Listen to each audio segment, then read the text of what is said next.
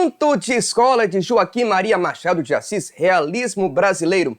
Esse conto está no seu livro Várias Histórias, de 1896. Entretanto, é uma narrativa que se ambienta em 1840, então o tempo da Anunciação é diferente do tempo do Anunciado. Um narrador em primeira pessoa chamado Pilar vai contar um evento que aconteceu com ele mesmo na escola. Ele trouxe reflexões para a vida, as relações humanas e os jogos de interesse.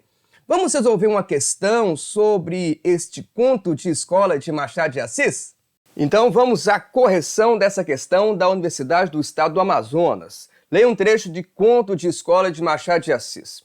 A escola era na Rua do Costa, um sobradinho de grade de pau, o ano era de 1840. Naquele dia, uma segunda-feira do mês de maio, deixei-me estar alguns instantes na Rua da Princesa a ver onde iria brincar amanhã. Hesitava entre o Morro de São Diogo e o Campo de Santana, que não era então esse parque atual, construção de gentleman, mas um espaço rústico mais ou menos infinito, alastrado de lavadeiras, capim e burros soltos. Morro ou campo, tal era o problema. De repente disse comigo que o melhor era a escola, e guiei para a escola. Aqui vai a razão.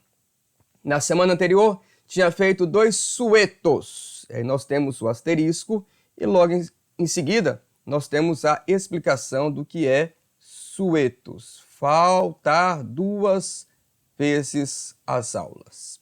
Então ele era um estudante que faltava às aulas. Retornando, e descoberto o caso, recebi o pagamento das mãos de meu pai, que me deu uma sova de vara de marmeleiro. As sovas de meu pai doíam por muito tempo. Era um velho empregado do arsenal de guerra, ríspido e intolerante, sonhava para mim uma grande posição comercial e tinha ânsia de me ver com os elementos mercantis, ler, escrever e contar. Para me meter de caixeiro, citava-me nomes de capitalistas que tinham começado ao balcão. Ora, foi a lembrança do último castigo que me levou naquela manhã para o colégio. Não era um menino de virtudes. Subi a escada com cautela para não ser ouvido do mestre, e cheguei a tempo, tudo estava em ordem, começaram os trabalhos. Com franqueza, estava arrependido de ter vindo, agora que ficava preso, ardia por andar lá fora, e recapitulava o campo e o morro, pensava nos outros meninos vadios, o Chico Telha, o Américo, o Carlos das Escadinhas, a fina flor do bairro e do gênero humano. Para cúmulo do desespero, vi através das vidraças da escola um papagaio de papel, alto e largo, preso de uma corda imensa que bojava no ar, uma coisa soberba. Antes de lermos o comando da questão, vamos entender, ou melhor, vamos fazer uma síntese do que nós lemos. Retomando aqui. Nós temos o narrador em primeira pessoa, você tem as marcas aqui, ó, em primeira pessoa, como por exemplo aqui, ó, você tem deixei-me, aqui, ó. Opa, deixa eu pegar a canetinha aqui. Vamos lá, canetinha. A canetinha não está funcionando. Vamos pegar a canetinha aqui, agora vai. Aqui, ó, deixei-me. Muito bem. Então aqui você tem a marca da primeira pessoa, então é um narrador em primeira pessoa. Nós temos o ano era de 1840, então isso quer dizer que é um ano do passado. Então nós temos um narrador que vai contar uma história do passado. Então ele está num período diferente do ato que ele está contando. O tempo da Anunciação é diferente do tempo do Anunciado. Ele é um adulto contando uma história da sua infância. Muito bem. E aí você tem que ele é um garoto que queria brincar, né? Ele estava querendo brincar aqui. Ele estava querendo brincar. Ele não quer ir para a escola. A gente percebe que ele é um menino sem muitas virtudes aqui, ó. Ele não gosta muito de estudar. O pai é um pai ríspido e intolerante, então a relação dele com o pai não é muito agradável. Inclusive, ele faltou às aulas e o pai deu uma surra nele. Muito bem. Na sequência, ele chega à escola e ele vai à escola porque ele apanhou do pai, né? Ele lembra da surra, então não quer apanhar de novo. Mas veja que na escola ele ardia por andar lá fora. Ou seja, ele queria continuar lá na rua. Ele olha para a vidraça ele vê o papagaio de papel, a pipa, e ele lembra dos meninos vadios que estão lá fora e ele gostaria de estar como eles lá fora. Muito bem. Vamos agora ao enunciado da questão. O comentário sobre o narrador e o respectivo trecho do conto estão corretamente associados. Então nós temos que marcar aqui, ó, a questão correta. Opa, agora sim. Vamos lá. Nós temos que marcar aqui a questão correta. Tivemos aqui uma pequena falha técnica, mas voltamos aqui. Olha lá. É ainda criança quando relata os fatos. Pode sair fora. É ainda criança? Não. Não vou nem ler o resto. O texto deixou claro. O ano era de 1840, então ele não era criança. Quando narrava, né?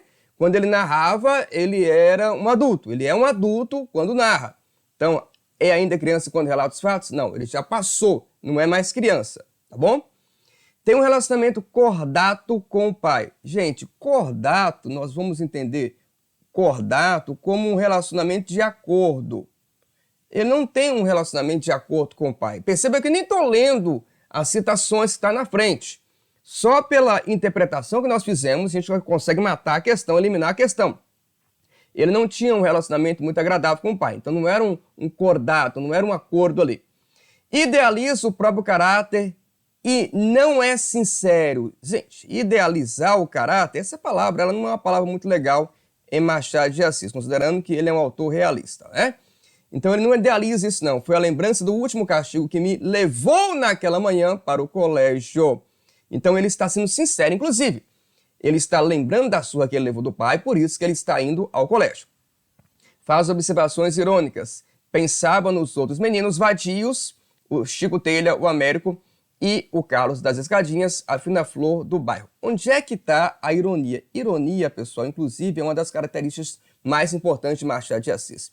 Ele fala que os meninos são vadios. Como é que os meninos são vadios e são a fina flor, né? Ou melhor aqui, o Carlos das Escadinhas é a fina flor do bairro e é a fina flor do gênero humano. Não faz sentido isso.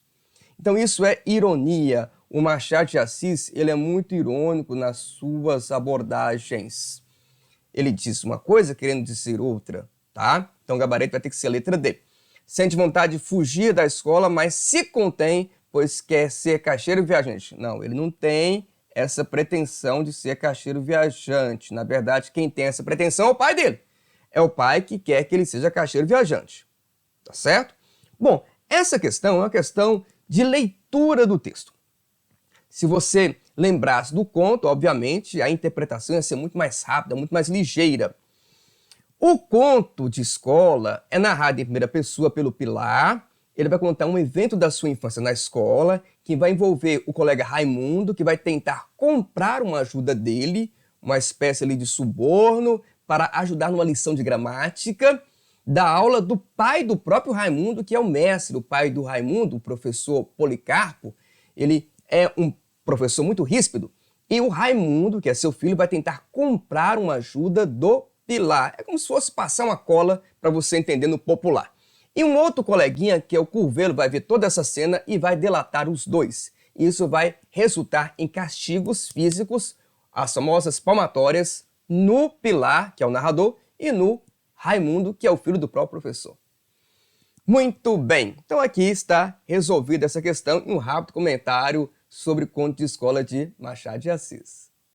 Esse conto de Machado de Assis está na lista de leituras obrigatórias para o vestibular da UFO 2024. Se você está se preparando para esse vestibular, é importante que você resolva questões, treine.